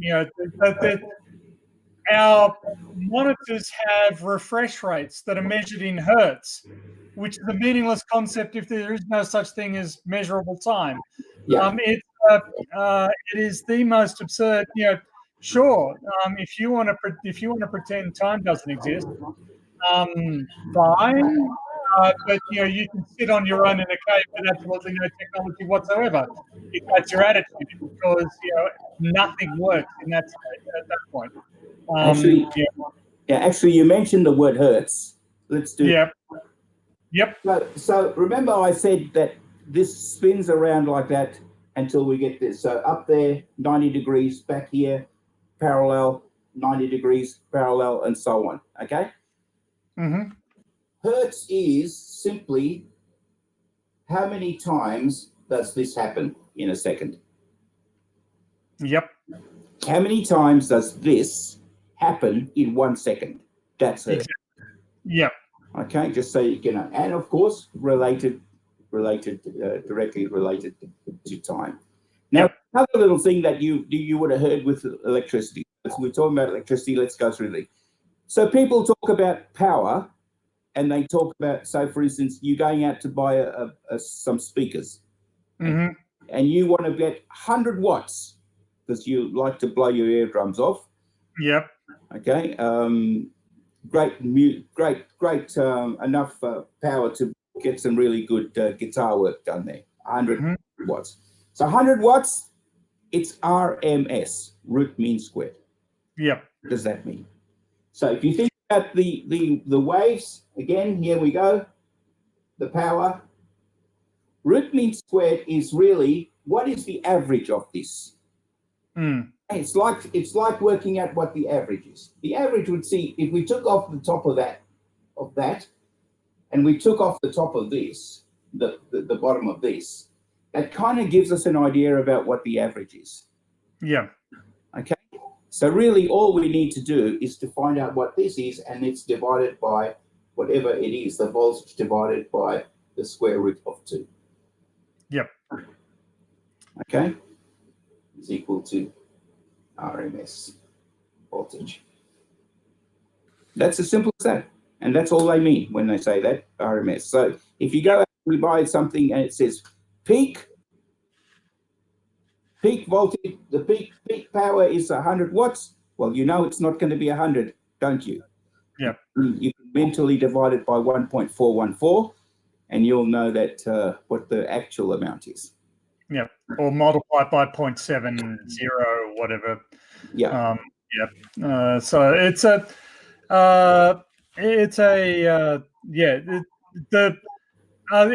you and what you're talking about there is actually quite important, because if you just do an average of a sine wave, the average of the sine wave, the positive bit and the negative bit drop out.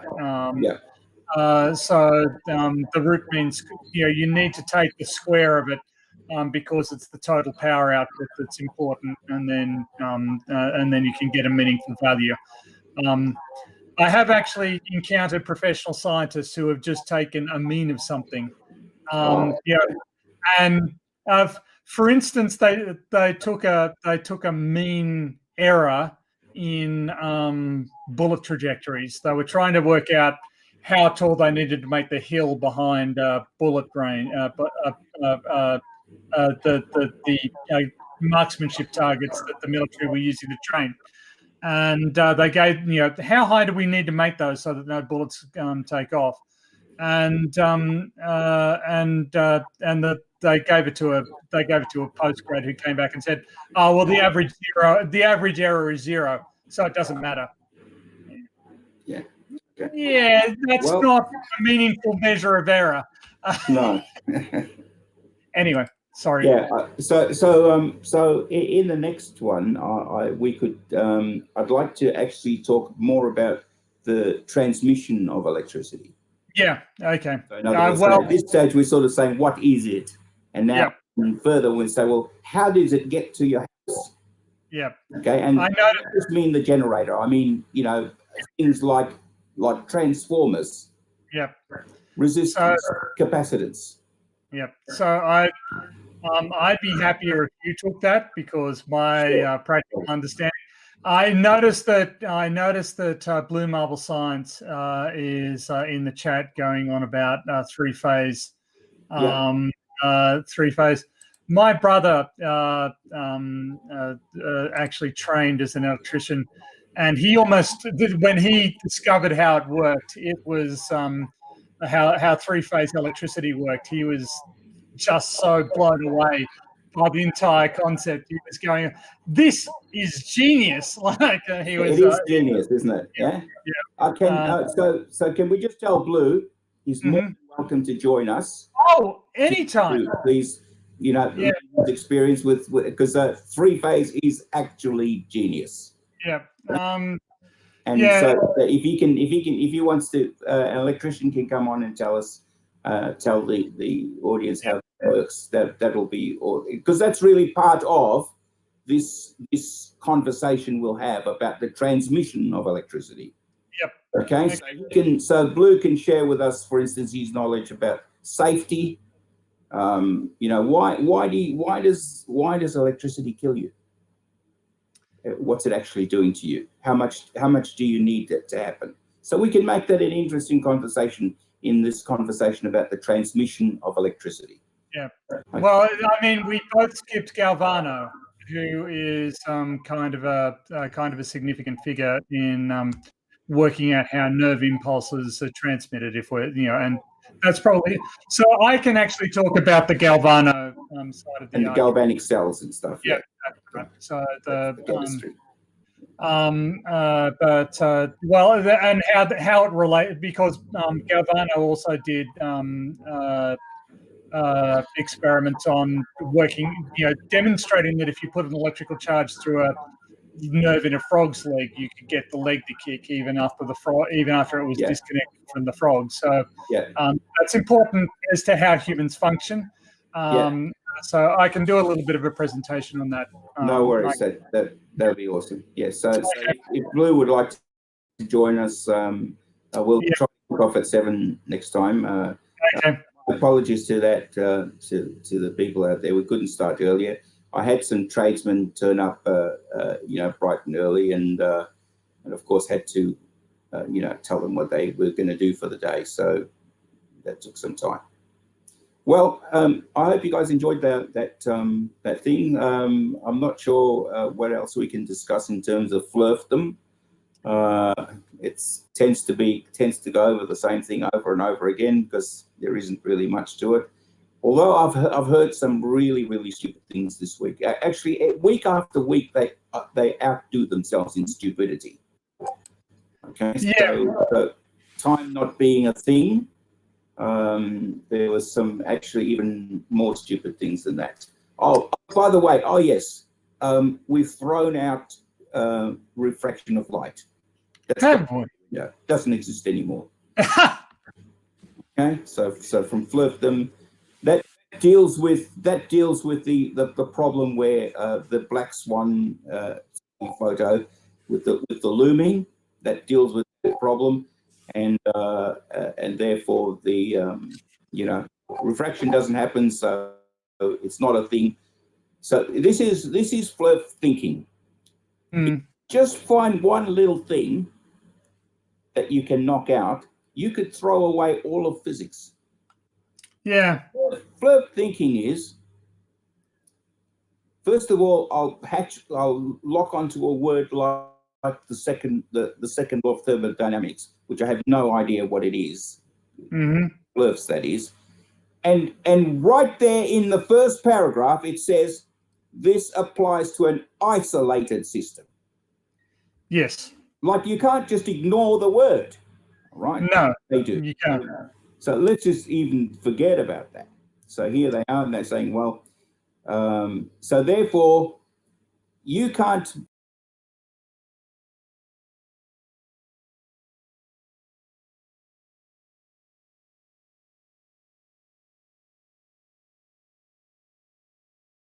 work that out.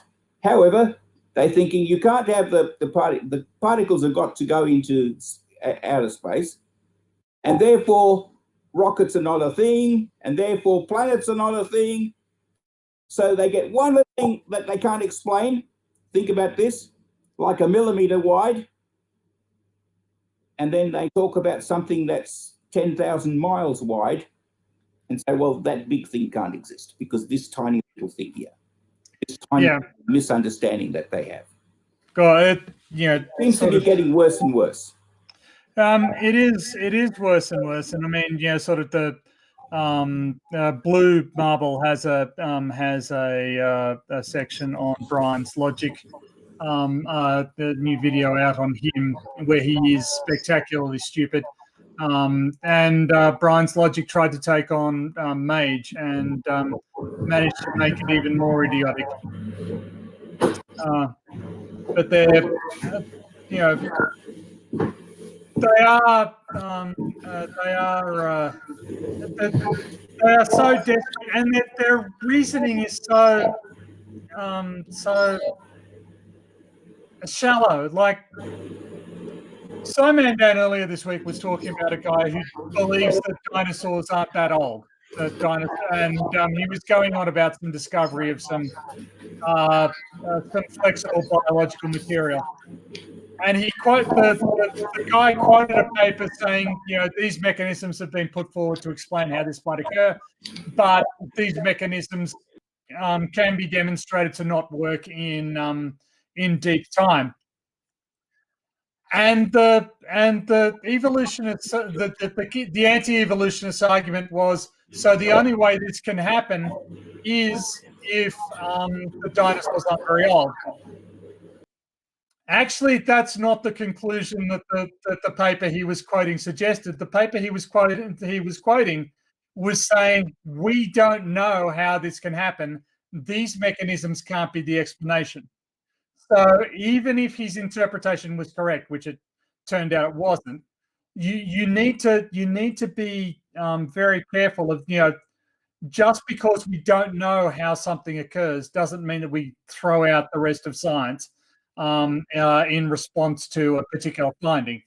That's not how stuff works. We don't just find one problem and then go, oh well, back to the drawing board.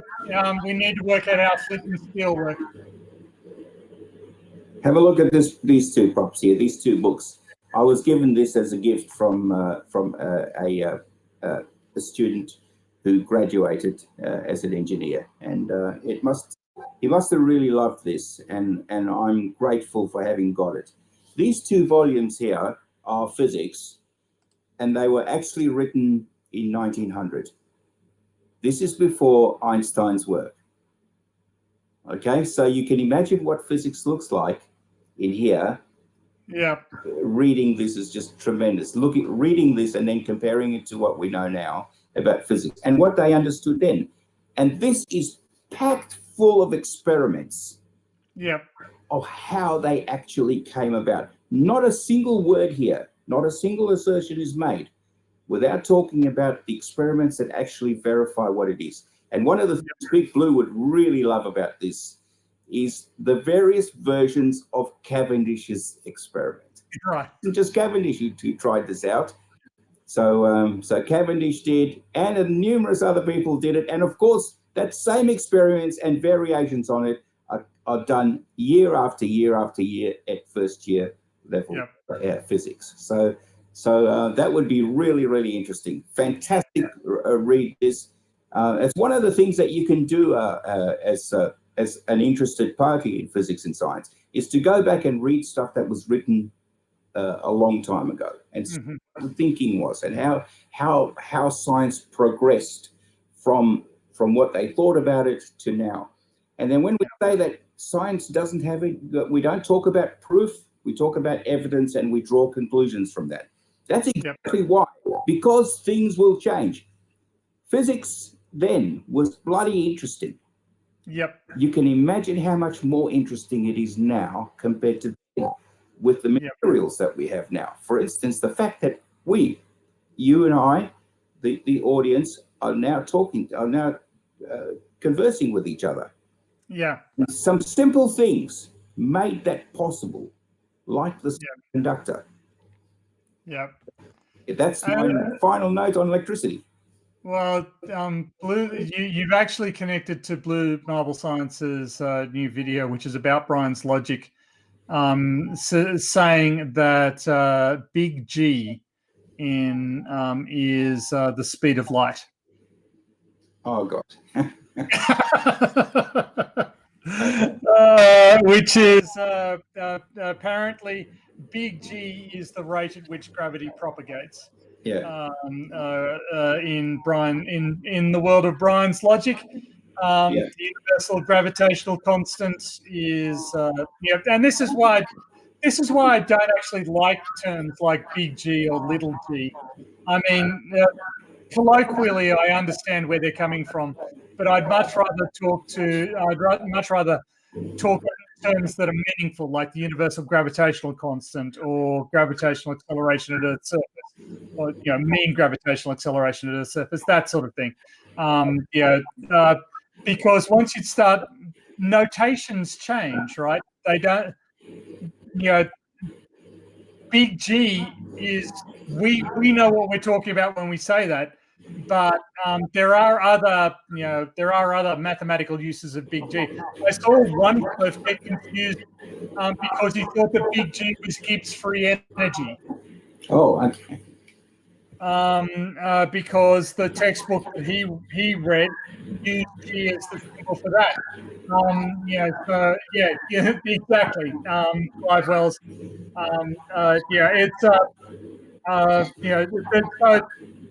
We understand that the same symbol can refer to multiple different entities in different contexts.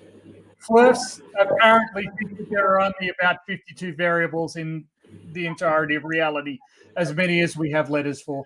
Anyway. Exactly. All right. Well, I think we'll probably finish up and yep. Go. Thank you very much. And that was a bit of a struggle for us to. Okay. So have we found a new friend? I will dedicate the next, like I was doing my homework this week. I was assiduous in putting together my presentation. Yeah. So I hope you appreciate the effort in that. Yes. But it put me away from sorting out my production issues. This coming week, I will definitely solve those.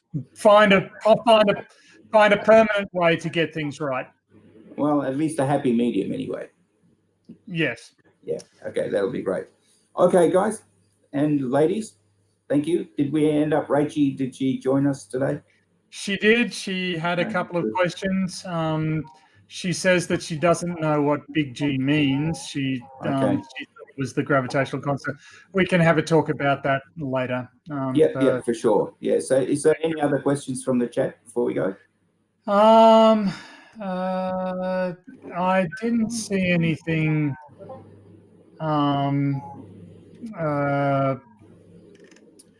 Lots of comments about me. Microraptor wants to know why flirts don't like time. Don't ask me. I've got no idea. Okay, the reason they don't is because they don't want to agree with space time. They throw that out. So they're saying, well, time isn't a thing. So how can you have time and space? Yeah. I think that's the reason. What they try to do is try to eliminate small things so that they can throw out big things. What came first, the chicken, the egg, or PhD Tony? That's I mean, this is one of the things about Maxwell's equations. When you see the final wave equations there, you can basically set the direction of propagation to be x. And then it just, and then the form for, and you can see the scaling between time and space, like that factor of c, that you need to multiply time by to bring it into the same dimensions as space. And the fact that those equations exist and work indicates the implicit interconnection between time and space. It wasn't exactly realized at the time that Maxwell put it out, but Maxwell was really the person who set us down the road of realizing that space-time needed to be a thing. Yeah, exactly. Yeah. It's just like the connection between magnetism and electricity. Finally, Yep. realize that they have to be tied together, and that you can't have one and ignore one. By the way, just getting back to that very first thing I spoke about with regards to age. So run fast enough around the block, you'll get younger. Yep. But there's other thing about it is run fast enough around the block, and you can actually we not only can do change time dilation, but there's also mass and length. So all these things, the length and the mass, also affected by this Lorentz. Yeah, and Clive Wells points out a correction. I was talking about gravitational time dilation, and you were talking about relativistic or velocity. Correct. Yeah. Time, exactly. Time dilation, and they're different things. So that's totally agree. Yeah. That's an excellent point. But we can nonetheless confirm the relative. We can also confirm the relativistic calculation with atomic clocks. We can practically demonstrate. We can synchronize the atomic clocks, and then we can move one of them really, really fast and see if it matches up with the other one. And when we do that, and in fact we do that in GPS satellites, actually. Well, I can't wait to get on to when we talk about rockets and satellites. We'll certainly have that topic, and that'll probably take 3 or 4 of these, because it's a complex field. And we'll talk about how it is, what it takes to build a rocket. Yes. Need to build a rocket with. How is it? I can go through all of that with you. I'll talk about satellites. What types of satellites are there? What do we include on satellites? What does the satellite basically need to have? We'll talk about how do we get the satellite up into orbit, and we'll talk about what I have to do, and that is how on earth a satellite that's in a transfer orbit. So it's, when you put it up there, it's in a long elliptical transfer orbit. You need to actually get it into a precision orbit. For instance, a satellite that's, say, sun synchronous, its job is to stay with the sun, so it stays in the daylight of the Earth all the time. That's a complex arrangement, getting exactly the right momentum, exactly the right speed, at exactly the right distance in order to achieve that, and also the angle so it's not north to south, it's about 5 degrees off, but getting that angle perfectly right is essential to making this satellite work. We'll go through all of that. So there's lots of good topics to come across in physics, but next time we'll talk about electric transmission and get that other way. And hopefully Blue can join us and tell us about 3-phase. Hope so. Okay. Okay. That'll be awesome. All right, everybody. Thank you very much. All right. I'm going to end the stream. Okay. I'll see you later.